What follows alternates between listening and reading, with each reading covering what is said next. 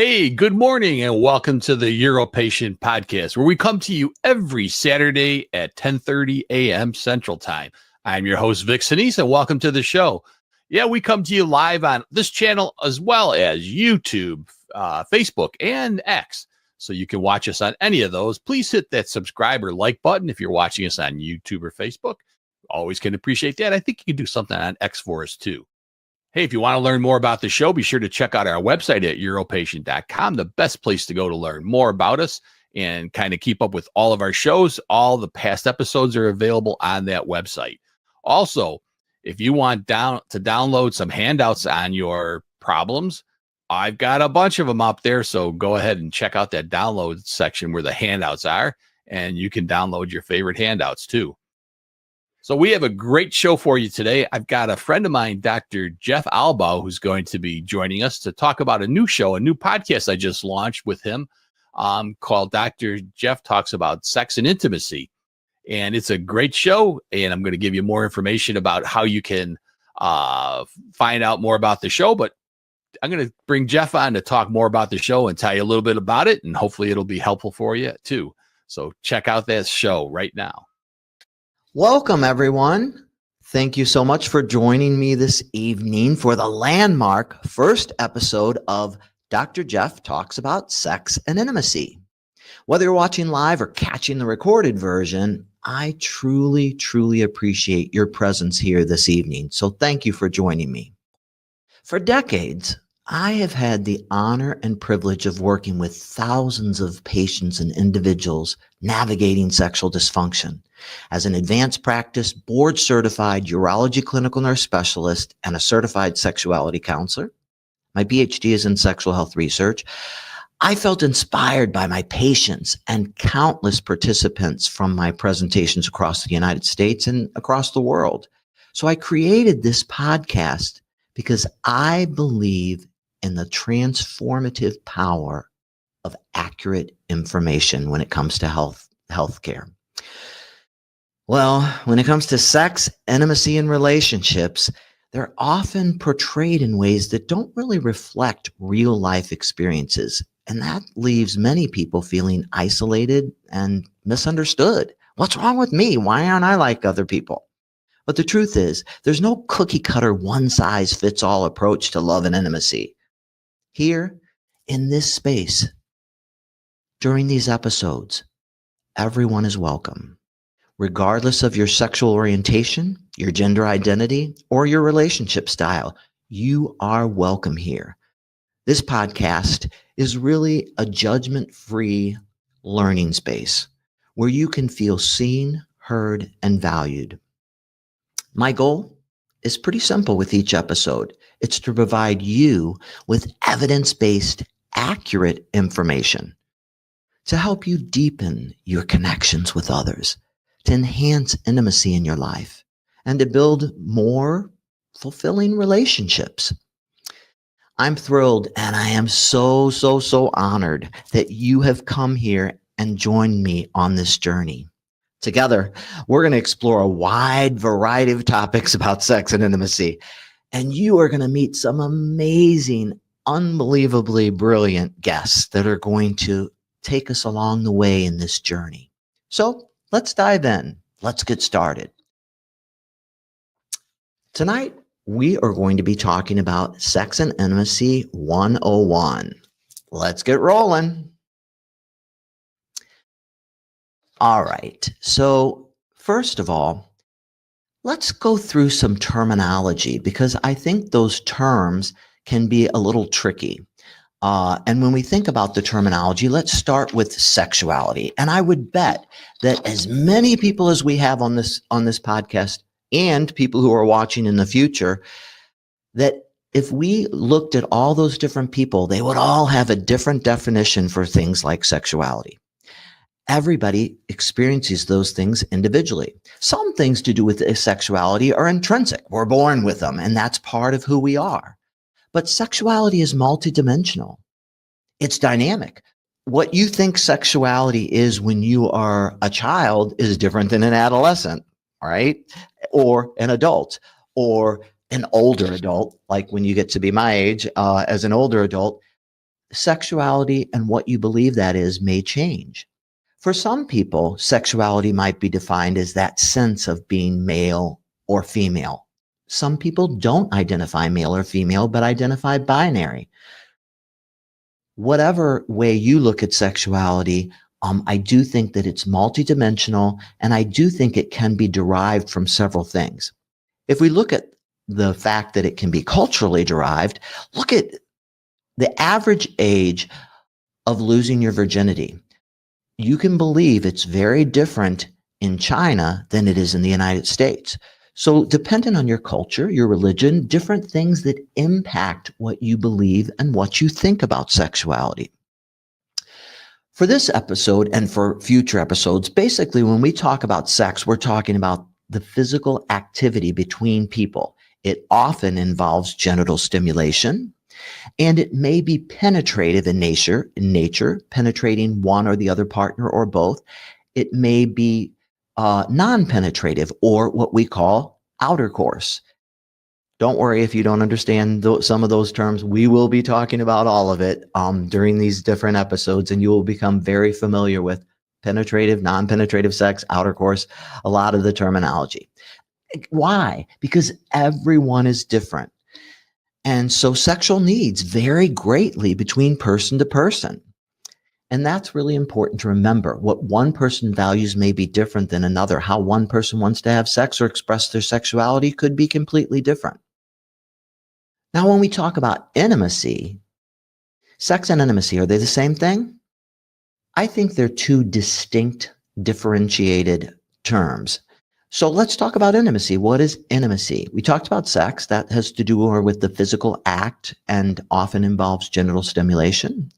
So intimacy refers to a deep and meaningful connection characterized by emotional closeness, trust, and mutual understanding, where you feel truly known, accepted, and valued. I think that's a pretty good working definition.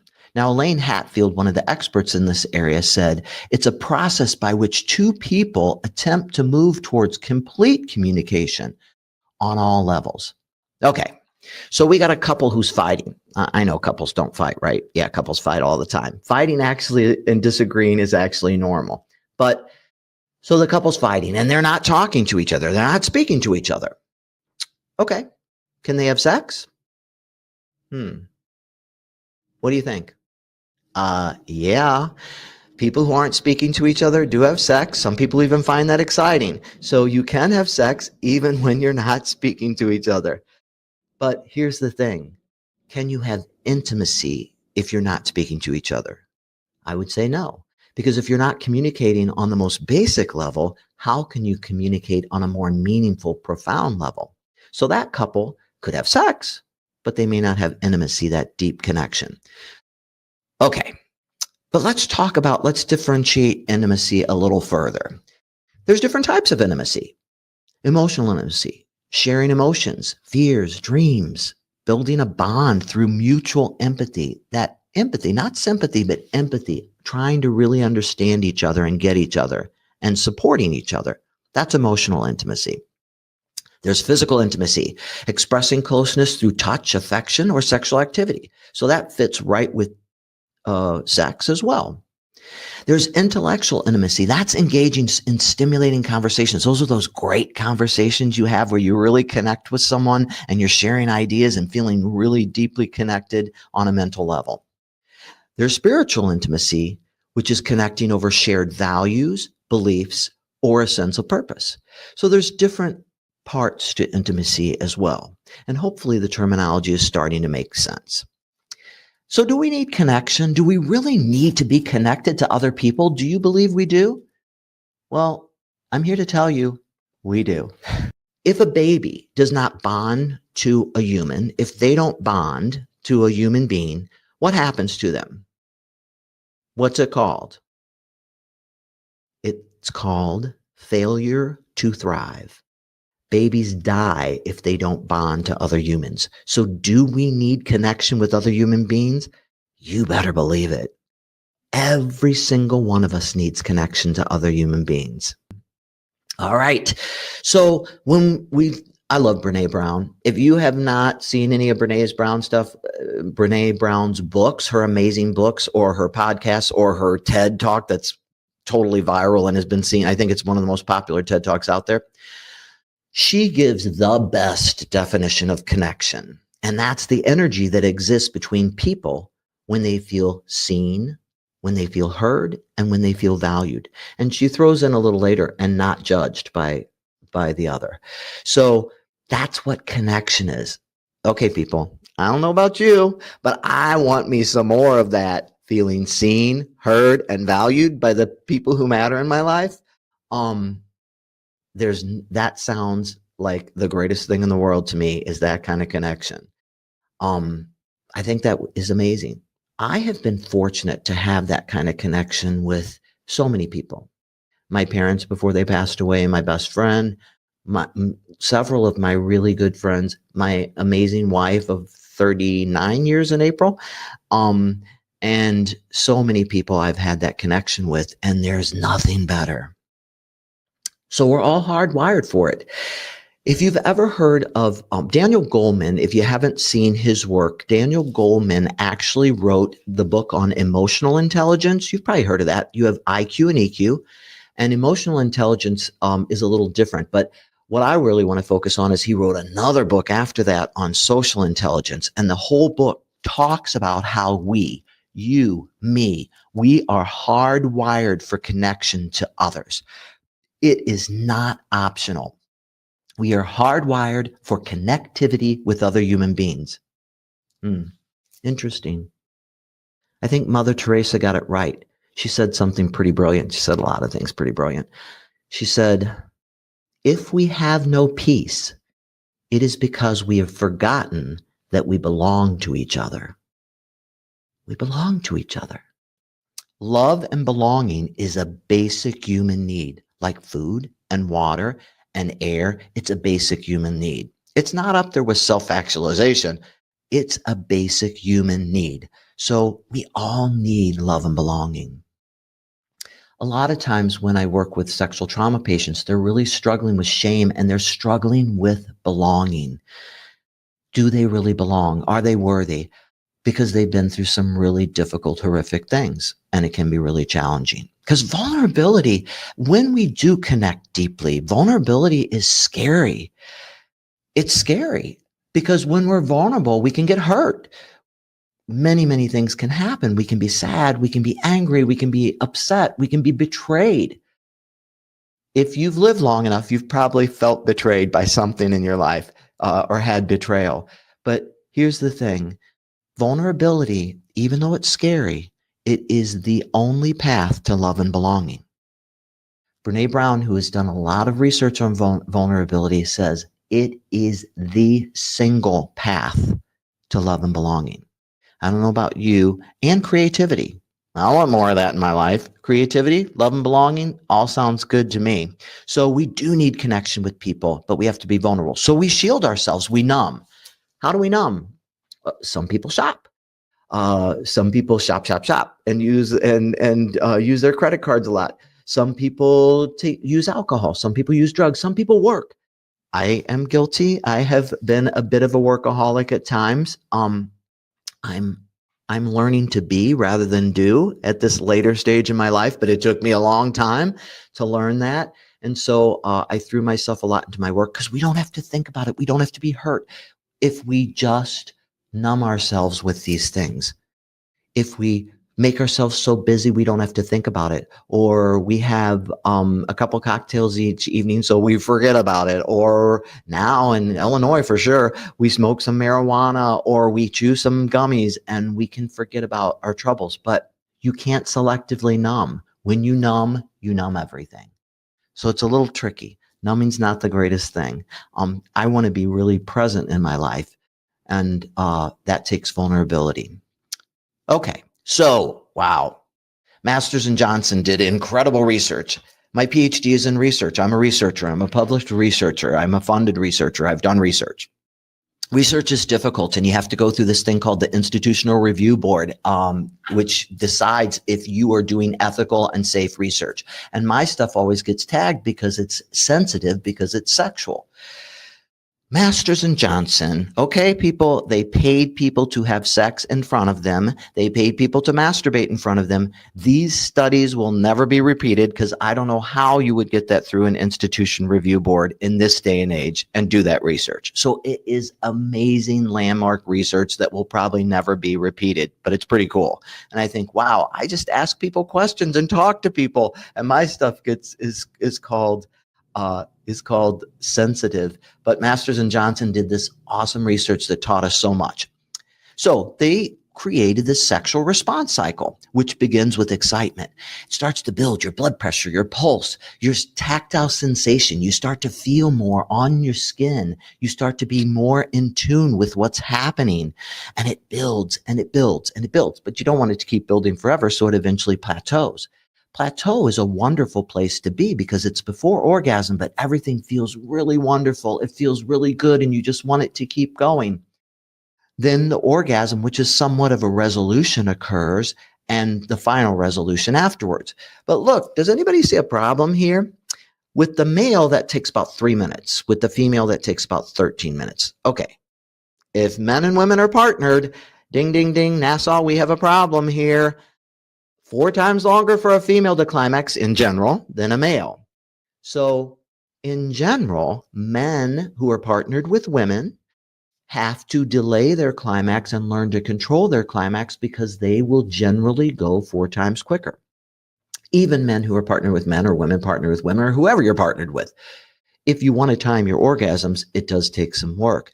And climaxing, again, from their studies, happens 4 times quicker in a male than a female.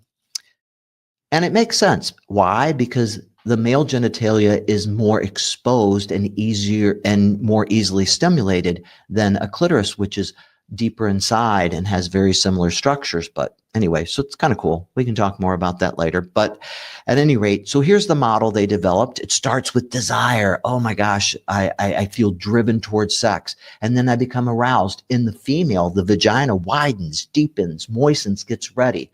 The penis becomes erect. Both parties become ready for whatever is next. A male, female, male to male, whatever they're doing. Then they hit plateau. You see that here, plateau. And then after plateau comes orgasm. And you see that second line, that's the female who can be multi-orgasmic, and then resolution. Somebody rolls over and they're done. Okay, it does happen. You know this, but hopefully there's some cuddling and good stuff afterwards too. This is the sexual response model. And I think it's a good model. But Rosemary Bassan and OB-GYN took that model and tried to apply it to her women. And so you see this new model that she came up with because it was a researcher's nightmare, folks.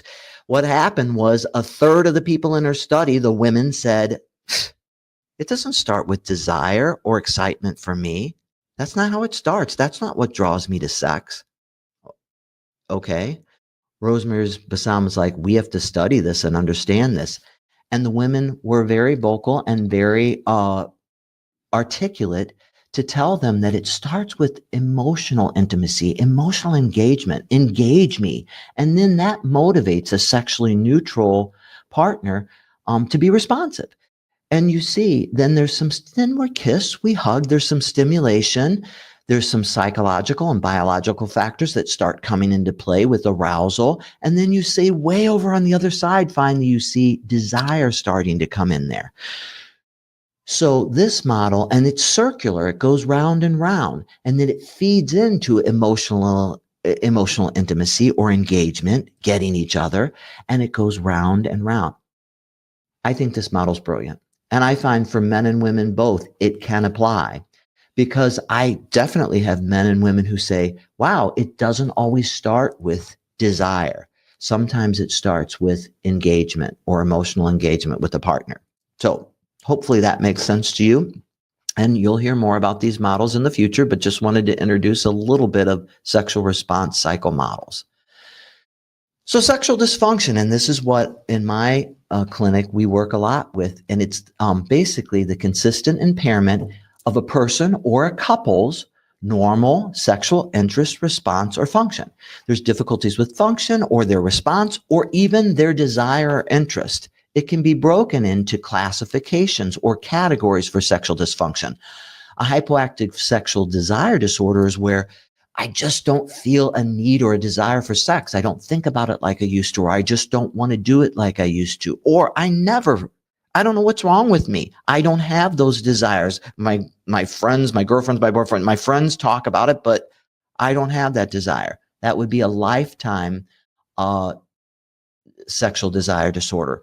And sometimes it can be lifetime. Sometimes it can happen over time from different things like menopause or other things that can happen in a woman or in a man's life that affect their sexual desire. So a desire disorder or dysfunction. Sexual arousal dysfunction is where you don't become aroused. For a man, that means he doesn't get hard erections. Erectile dysfunction is an arousal disorder. Premature ejaculation is an arousal disorder where they're over-aroused and as well. Lack of lubrication and vaginal atrophy. Okay, when women go through menopause, over 50% of them find that the vagina shrinks and dries, and they have difficulty with vaginal dryness. Atrophy means shrinkage. Very, very common. Over 50% of women will go through this during menopause. So sexual arousal dysfunction, I will tell you, the number one thing that brings men in my office is erectile dysfunction. The number one thing that brings women in the office is vaginal atrophy and dryness. So those are the things that bring people in terms of sexual dysfunction problems that bring them into the clinic. Why don't people come in? Desire is the most common complaint of men and women age 18 to 59, both men and women, a lack of desire. But it doesn't always bring them to the clinic, because when you don't have desire, sometimes you don't have motivation to fix it. You think, I don't have a desire, but it doesn't bother me. And some people it bothers, some people it does. So it doesn't always bring them to the clinic. Sometimes they come to the clinic because it bothers their partner. Or sometimes they're like, I used to feel this, but I don't now. But so I do see desire disorder, but the most common things I see: men, erectile dysfunction; women, pain due to vaginal dryness and atrophy. And we'll have a whole segment on that. We have so many great people coming up to speak to us as guests. Amy Hall will be joining us, and you can look on the schedule to see when, and she's going to be talking about vaginal dryness and hot flashes. Then Dr. Ann Katz is going to come on and talk about lubricants. What lubricant? When should I lubricate? What's a moisturizer? What do I do with all this stuff? So lots of good stuff coming. Orgasm dysfunction is difficulty reaching orgasm. You may be anorgasmic and never had an orgasm in your life, and you don't orgasm at all, or you may have a diminished sensation of orgasm or difficulty reaching orgasm, or you may have been able to orgasm perfectly well before a surgery, for example, in the pelvic area, but now you can't. But those are orgasm dysfunction issues. Pain disorders, we talked a little bit about. Dyspareunia is a fancy word that talks about anything penetrating the vagina causes pain. A tampon, a penis, a finger, it can cause pain. It can be deep or it can be superficial, either one.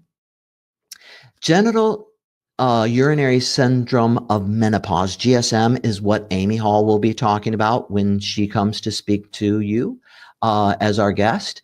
And I'm really excited about that because this is what women go through, and I think it's a really important topic. Vulvodynia is pain in the vulva area. Let's make something perfectly clear. You may not know some of this terminology. The vagina is a muscular tube that leads from the external genitalia to the cervix of the uterus. That's what the vagina is. But the vulva is all the external things. So the labia majora, the labia minora, as well as the clitoris and the mons and the vaginal introitus, which is the opening. Those are all the vulva. So when the vulva burns and hurts, that's vulvodynia. Vaginismus is spasms of the pelvic floor or vaginal spasms. You can also have chronic genital and pelvic pain. Both men and women have these problems, and it can be debilitating. Just want to introduce you to some of these thoughts as we move along and these ideas during this Sex 101 course here. All right, so we need to expand our thinking about intimacy and sex. Why are we having sex if it's not for reproduction? When you look at the research, why are people having sex? There's two things that come out. This might not be a surprise to you. Pleasure. Hello, it's supposed to be fun. I tell people, Okay, in my clinic, my homework is fun. Don't make sex not fun. Oh, this one lady said to me, oh my God, he takes the pill. And as soon as he takes it, my blood pressure starts going up because I'm like, okay, how's this going to go? Is it going to go okay? Is it going to be, what's going to happen? I've had men say, I'm so worried because I had trouble in the past. What if I have trouble now? Well, anxiety is going to cause a lot of trouble for you. So it's supposed to be fun. It's supposed to be about pleasure and connectedness. And if that's what it's about, there are many, many, many ways to experience sexual pleasure. Don't limit yourself to believe. We're taught and programmed to believe, even with the bases and stuff, well, it all leads to penetration. Penetration is the ultimate sex. Not necessarily. There's manual stimulation. There's mutual vibration. There is oral stimulation. It just depends on what you like and what you want. And there's a variety of ways to get there.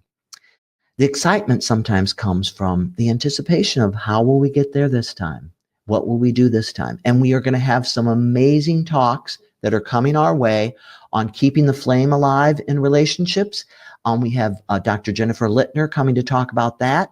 We have the man who wrote the book on rekindling desire, Dr. Barry McCarthy, coming to talk about desire. Lots of fun things. Hey, Jeff, that was really great. Appreciate everything you did.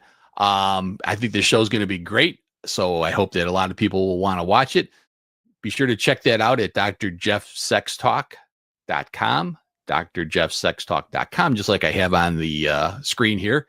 And we'll catch everybody next week for another episode on UroPatient.com.